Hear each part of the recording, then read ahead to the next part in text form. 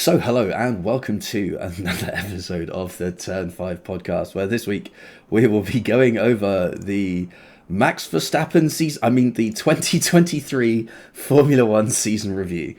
It's going to be quietly, heavily dominated by a certain team, and then in the latter half, a certain person. We try to forget that. I mean, yeah. But I don't think it'll work very well. I think, back to Bahrain. Was there a fight? 40 odd seconds. Was that Leclerc Verstappen fight? Not for long. There was a bit at the start, and then he just pulled out a gap. Didn't he? Oh, yeah, was that last year that I'm thinking of? Yeah, that was DRS. last year. Yeah. Because Leclerc didn't finish. Leclerc DNF, didn't he? Yeah. Yeah. Yeah, there wasn't much of a fight. It was 11.9 seconds to Sergio and then 38 seconds back to Alonso.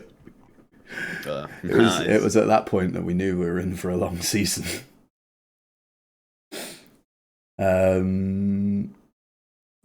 So what was it? So I can't believe Sergio only got 2 wins this season.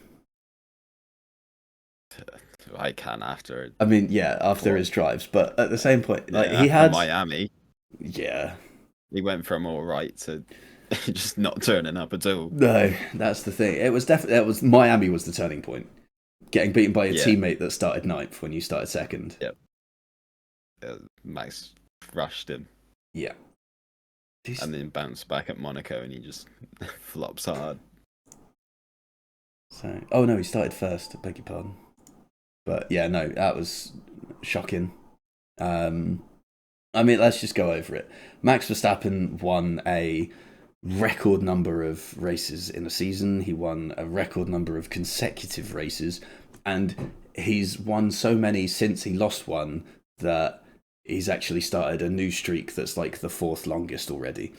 So nice. Look out for those stats at the start of next season, because those will be coming back. You can't see it ending either. No, exactly. He's the first driver to lead 1,000 laps in a season, but we're going to put that down to the fact that A, there are more races in the season. Races, yeah. And B, a lot of the newer races have a lot of laps. Generally, anyway. Short length. Yeah. So, I mean, okay, Vegas is like the 2nd longest, and Saudi Arabia is the 3rd longest on the calendar. So we've added 2 longer tracks, but like we've shortened Qatar. Singapore. Qatar's a short one. You know, and we're up to 22 races. 23 next year, is it? I thought it was 24. Oh God, it might be. Because it was 23 this year. But we cancelled one. Yeah. So, 1, 2, 3, 4, 5, 6, 7, 8, 9, 10. Yeah, Melbourne's got shorter as well. So. Yeah, it is 24 next year. Jesus. A lot of Verstappen wins. Yeah. Hopefully not, but I can see it now where the field will start to bunch as teams get used to the new regulations. Toto Wolff has said, just wait for the W15, and it's like, my guy said that about last year's car. We know what it would be. It would be next year. It will still be Red Bull dominance. 2025, it will all suddenly bunch together. And then 2026, new regulations. Yep. It happened with 2021. To be fair, and now it's going to happen again. To be fair, the regulation changes for 26 aren't quite as drastic as the recent sets of regulation changes we've had. There will still be disparity amongst the grid over who gets the best out of the new regs and who doesn't.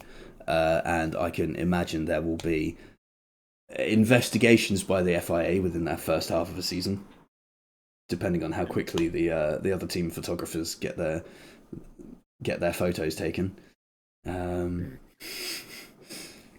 But it's going to be Red Bull for at least the first half of the season, I'd say, next year.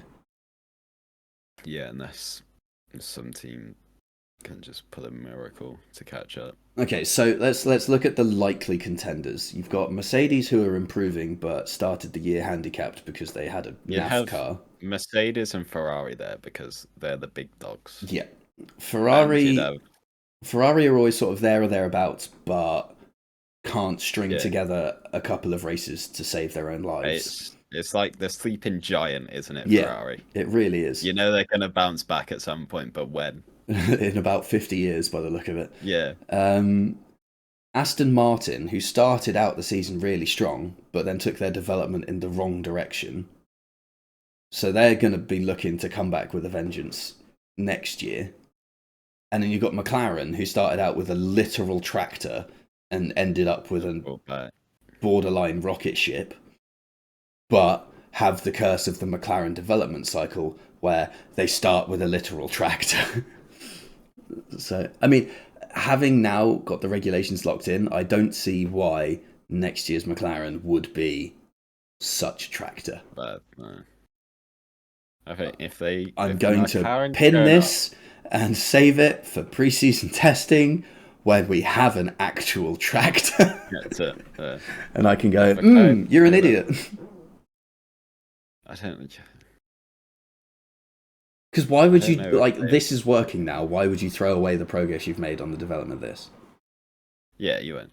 And they've got like the new wind tunnel since then and all that. Exactly. So you'd hoping they would improve even more, which means they could challenge Red Bull, but Red Bull are gonna equally upgrade their car more. Yeah, and exactly. Make it faster. So Yeah. So, Sergio Perez with 2 wins, Carlos Sainz with 1 win, and Max Verstappen with 20. no. Yeah. It's savage.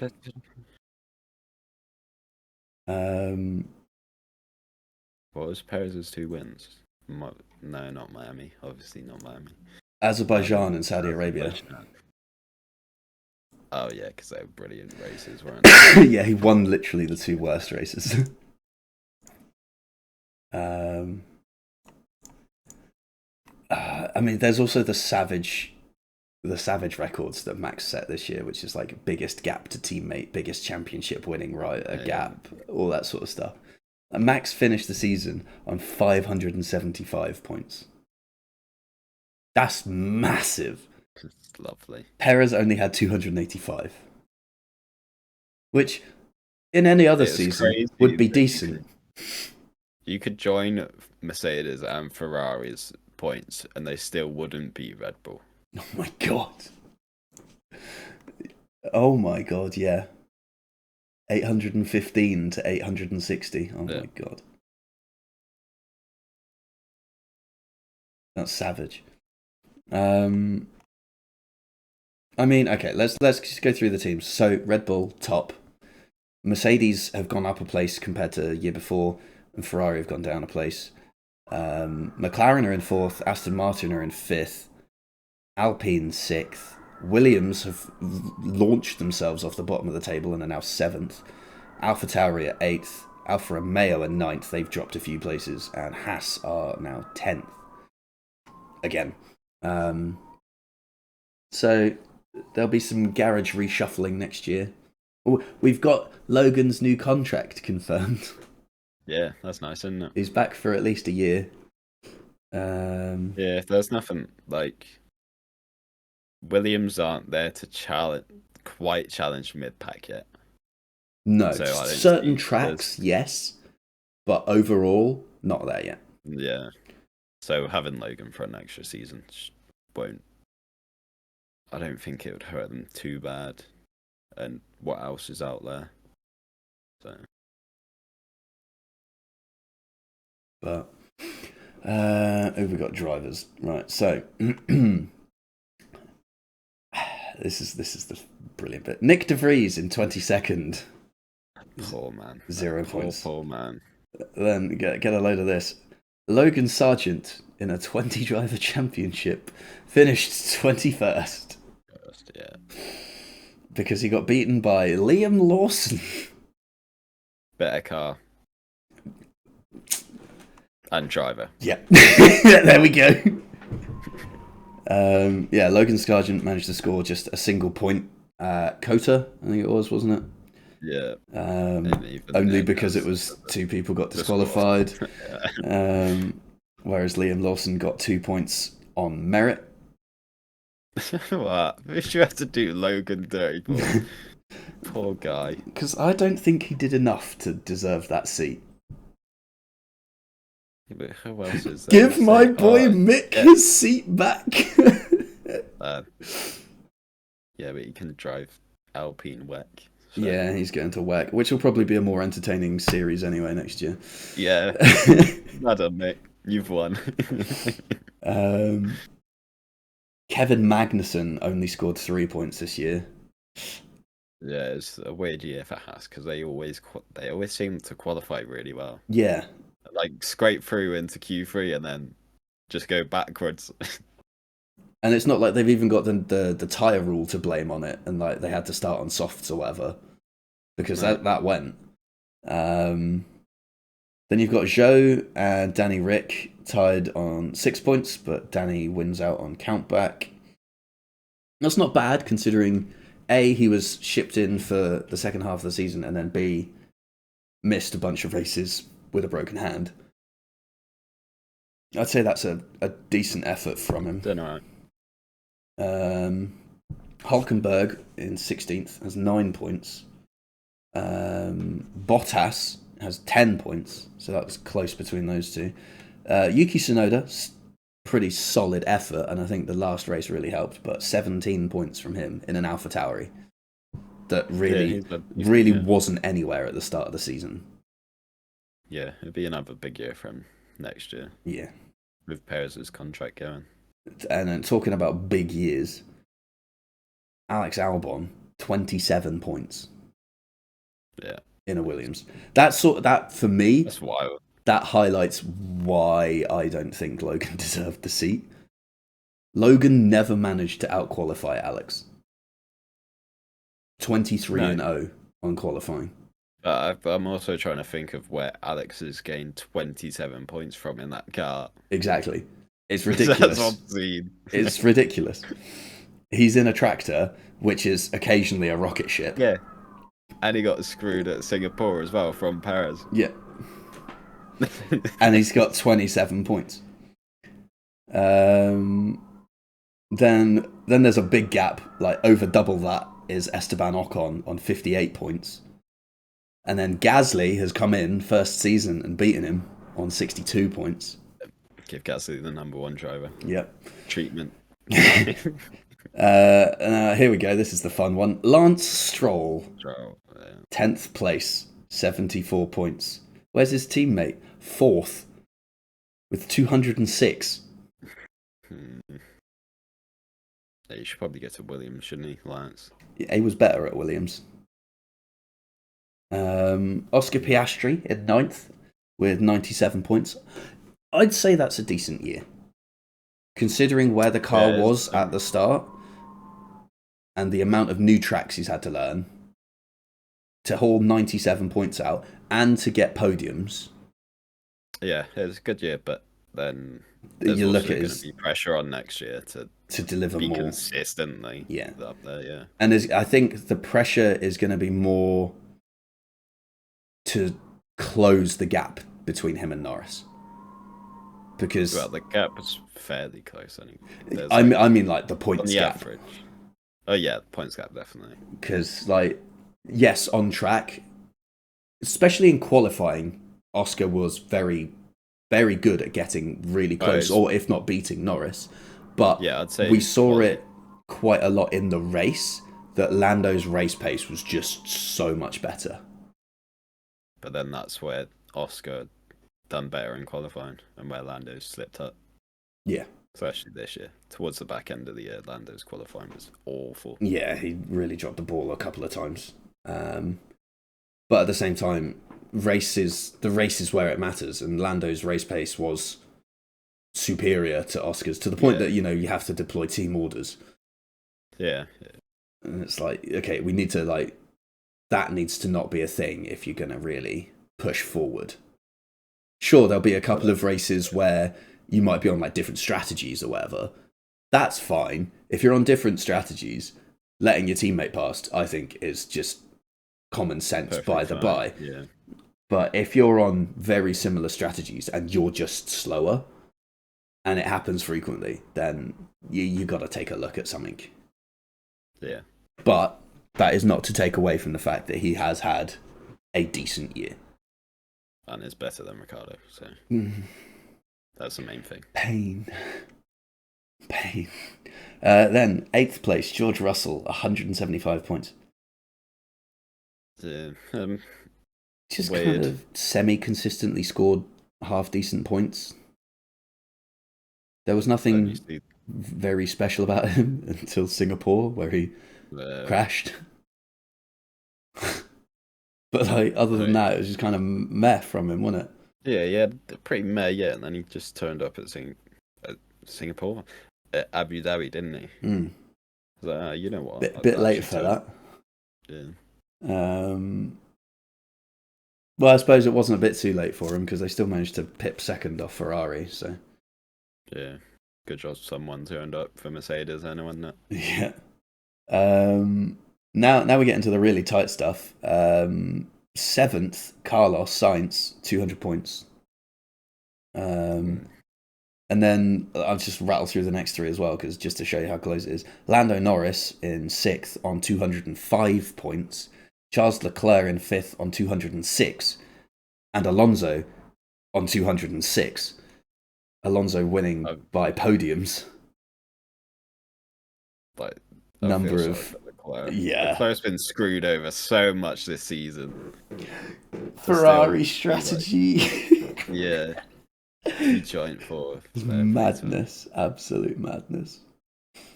Then a bit more of a gap, and then Lewis Hamilton on 234. To be fair, I think he's done a good job. Yeah. You see, he's dropped the ball a bit last year, and then it's like, you know what, fuck George, I'm off, mate. Yeah, like we all know I'm not exactly the biggest Lewis fan, but he's absolutely A, schooled his teammate, and B, done a good job in a bad car. Yeah, like the car developed, but like the start of the season, that car was dog. It's the Mercedes cycle as well now. Yeah. Mercedes have joined McLaren. We're gonna fight back. Have a dog shit car. Develop the car. Win.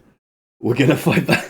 Wait for next year's car. Reveals next year's car. Develops the shit car. We win.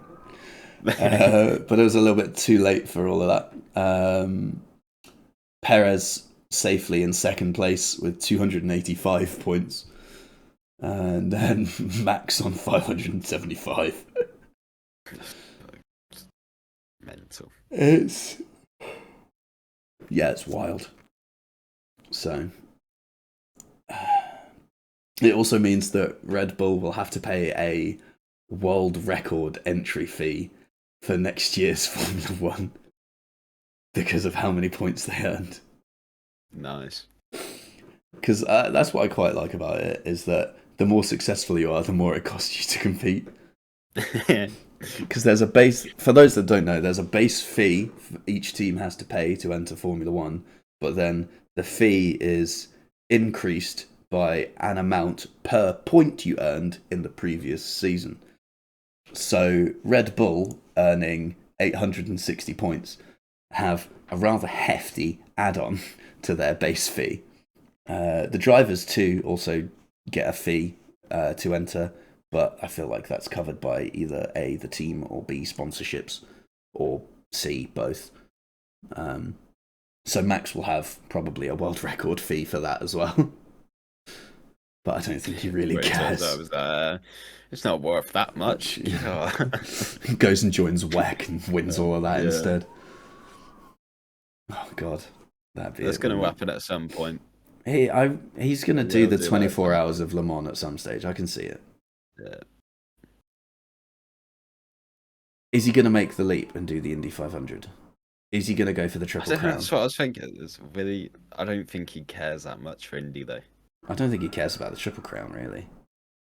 No, To be honest, I don't think he really cares about any of I it, feel like Montoya's probably the only person that cares about the Triple Crown. and he's still And trying. Alonso. Yeah. And that's it. But like Max's attitude is like, it's kind of apathetic towards the whole thing, isn't it? Yeah. It's like Roddy O'Sullivan, isn't he, really? He doesn't care about it whatsoever, but he But just he's just turns good. up and wins all the Yeah. time. It's like, yeah, whatever. Turns up, has his Sunday drive, gets his paycheck, goes home. He's absolutely brilliant. Does not care for the sport whatsoever. He's like, yeah, I'm just gonna win and make all these people. I mean, that's sulk. particularly apparent after like his comments about Vegas, Yeah. which were valid. Let's be honest. It might not have been what F1 wanted to hear, but it's what everybody else knew. Oh, no. That's definitely not what F1 wanted. This, the main driver of your whole like series and whatever. Just saying that this. Why are we here and why are we doing this? It's so valid, though. That's the thing. You have Paul Logan being like, "This is the time of my life." Max is like, just this is shitting all rubbish. over it. Yeah. Why are we doing this? To be fair, it looked cool. It was actually quite a good race, but everything around it just needs to go. I'd still rather have a German Grand Prix. Yeah. Hockenheim or Even Nürburgring? French. The Hockenheim. Just checking. I'm always Hockenheim over Nürburgring. Unless it's the Nordschleife. Grüne Holle. The Green Hell. That's what it's called. Although I'd say Malaysia over both of them. I want to go back to Malaysia. I feel like I look at it very nostalgically. But I feel like we could go there and it could be absolutely awful. But like, why did I ever want that? Turkey.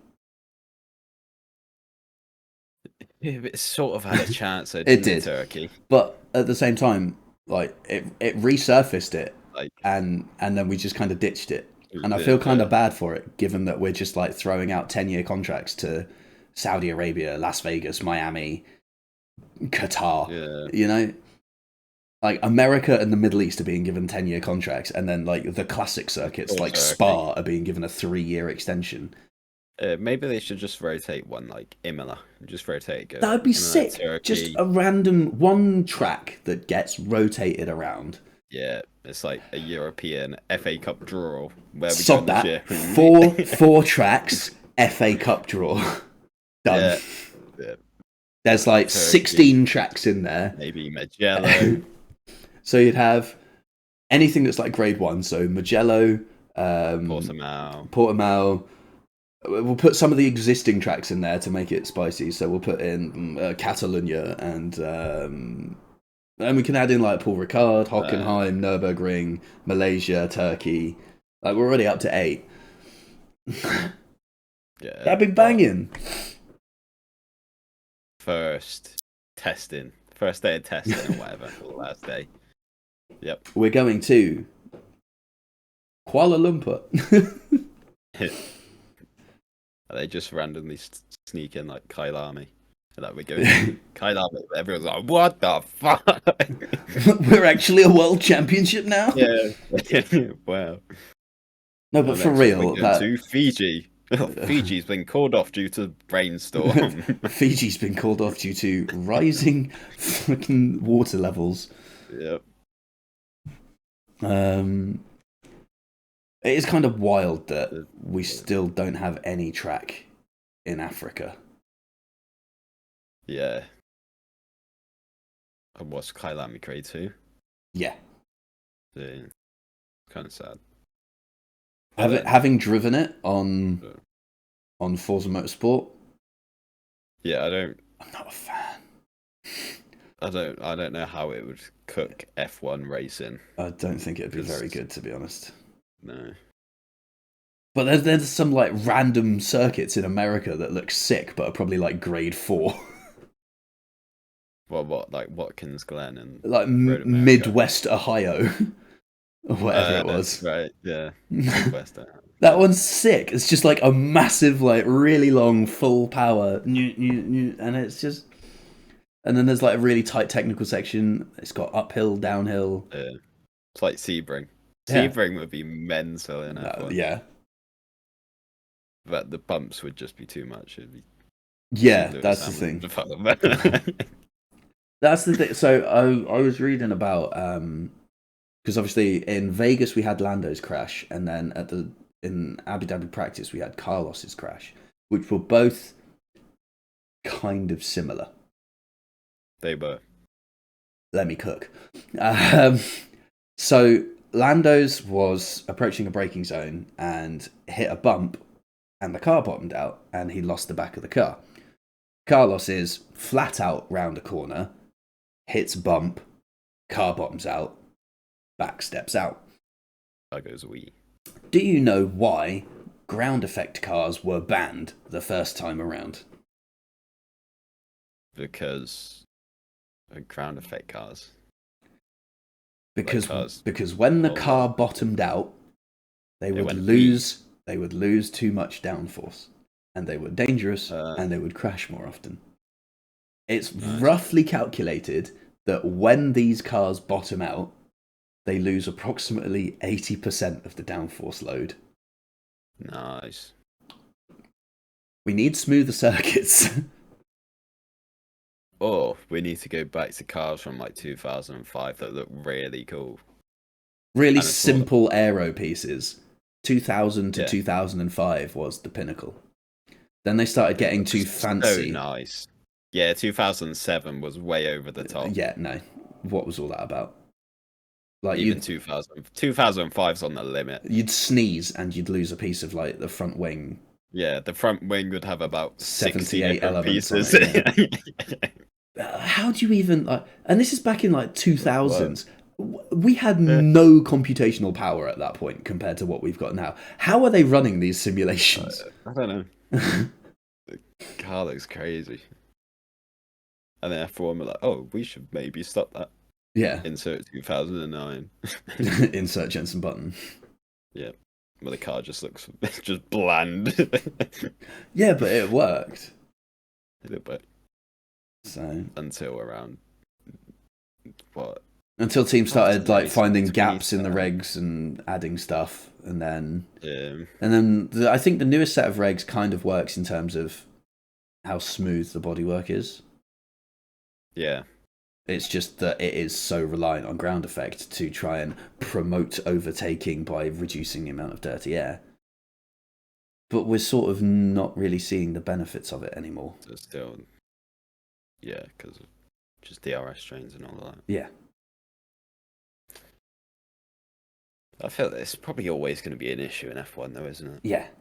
In certain places, you can't overtake and whatever. It's like, see it on a car. Well, yeah, exactly. It's going to be very specific to tracks and corners. Like we always see overtakes at the same corners on certain circuits as well. And like that's why it was so mind-boggling when Fernando threw one up the inside of 10 at Bahrain. And it's like, oh my god, he's actually done Lewis at a corner that nobody really overtakes on, except like once in every 10 years. And he's just like, yeah, did it. Next. Yeah, and like Webber and Alonso at Al Rouge. And it was like, he's not going to go for that, is he? And he does. Ooh, that was a very clenched butt cheek moment. Yeah. Because you especially think with what happened in Valencia when he's like fucking flipping 40 times in the air. Almost took out the bridge gantry going over the circuit. That's what's wild about it. So, I mean, what else is there to talk about in terms of the season? This year, it was just Max, wasn't it? Yeah. What's the worst looking cars? Like 2015 with the massive long noses. Oh god, yeah, no, those were the ones that looked they tapered in and had like a little bulb bit on the end. Yeah. What was that? Yeah. That was awful. I want to know how the engineer thought that would make the car faster. Though. True, that's a good point. I think best looking era of car, maybe. Now, then taking obvious early 2000s bias aside, because I love those cars, but yeah, I'd say late 90s. Senna's McLaren. What one though? Like 88. Yeah. I feel like the best looking cars. Yeah. Hakkinen, McLaren. Oh, what? 98, 99. Oh, I was going to say the 01 McLaren was quite nice. That had like the name of the driver on the side. Yeah, just before Kimi that. and Mika. Boom. But yeah, no, the MP44, that's the one. Yeah. It's a beaut of a car. And it's just so simplistic as well. Yeah, it would be nice to see like a classic drivers race. Get all the drivers now, just in classic cars for one race. Just see what happens. Imagine the insurance bill on that. Yeah, well, you've seen Leclerc. Even he gets screwed over driving a classic car. Imagine the insurance bill on that, and then triple it just for Logan.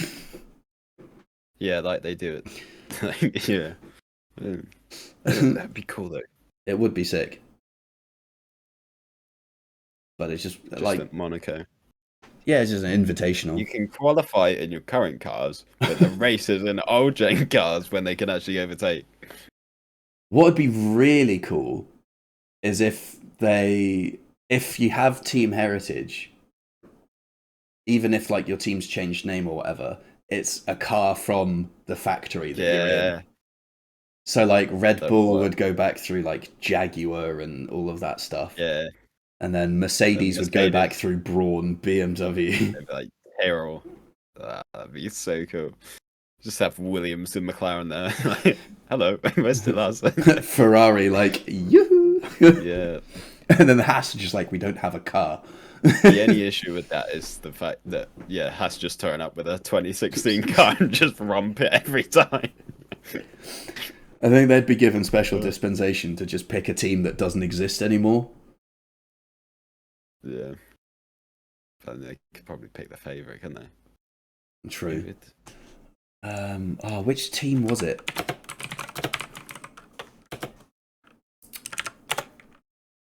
Hesketh. Yeah. Because they've got the best logo. Just bring back James Hunt out of nowhere. Well, exactly, yeah.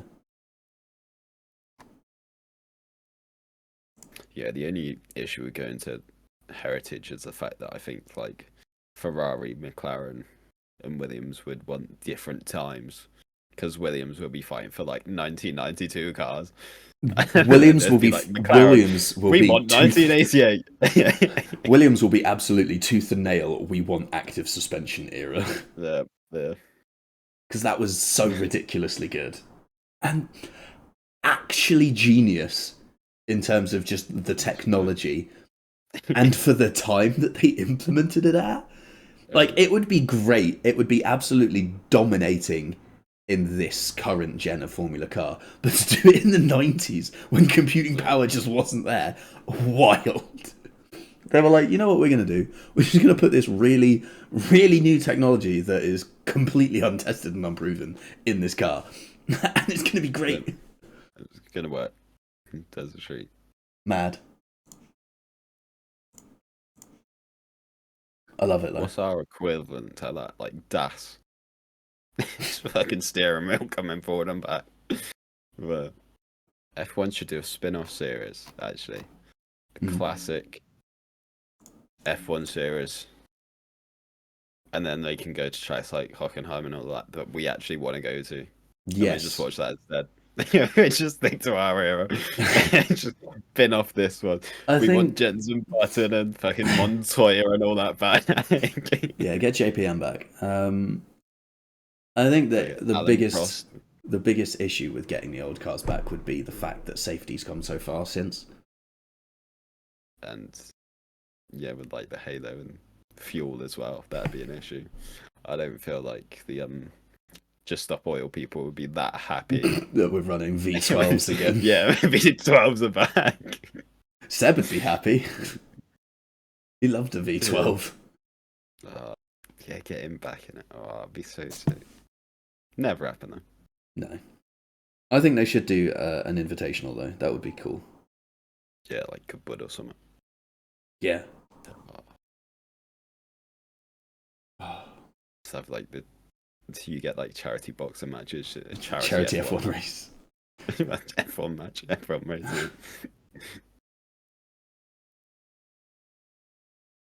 Do it. Well, I would say do it over the summer break, but then drivers actually want time off. So they do good one over the summer break. No, it's before. It's like a week before British GP, 2 weeks before that, isn't it? Somewhere around there. Let's just cancel one race, and then we'll have that instead. Sounds good to me. Let's not go to Abu Dhabi. Yeah, and then we could do like the FA Cup draw of classic tracks. Yeah. Yes. That would be. I'd quite enjoy it. I mean, I'd enjoy just seeing a race between old F1 cars anyway. That isn't at Monaco, because like they do the the GP historique or whatever they call it, and it's just kind of because it's Monaco. So the guy in the front just sort of parks it in the middle of the track and says, "You can't pass." Yeah. But that's a Monaco thing. So, oh well. Anyway, let's round this off with it was Max's year. It's probably going to start that early next year as well, but until then we've got 3 months of who knows livery what reactions. livery reactions, testing live streams. When is testing actually? Because I'm away at the start of March. Sometime in February, I think.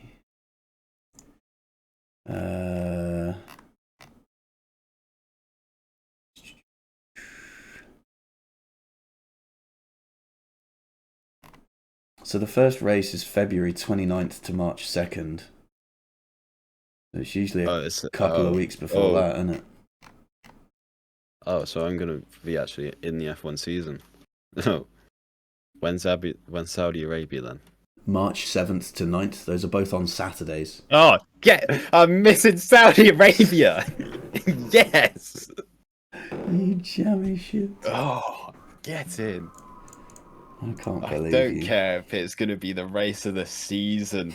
As long as Lando doesn't win it, I'm glad I'm missing it.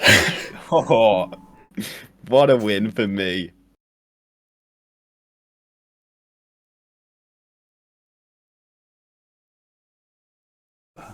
Unbelievable. I can't wait for that. The Bahrain review. I mean, me just laughing at you lot having to watch Saudi Arabia next week. I mean, if all of my plans go according to plan, I'm missing Azerbaijan and Singapore. Yeah, that's a good one. Which is absolutely banging. To miss both of those. Yes. But Singapore is really good this year, though. It was all right. Azerbaijan, although I feel like Azerbaijan being so bad trumps the Singapore, that is probably good. It's a net positive for me. Yeah, yeah.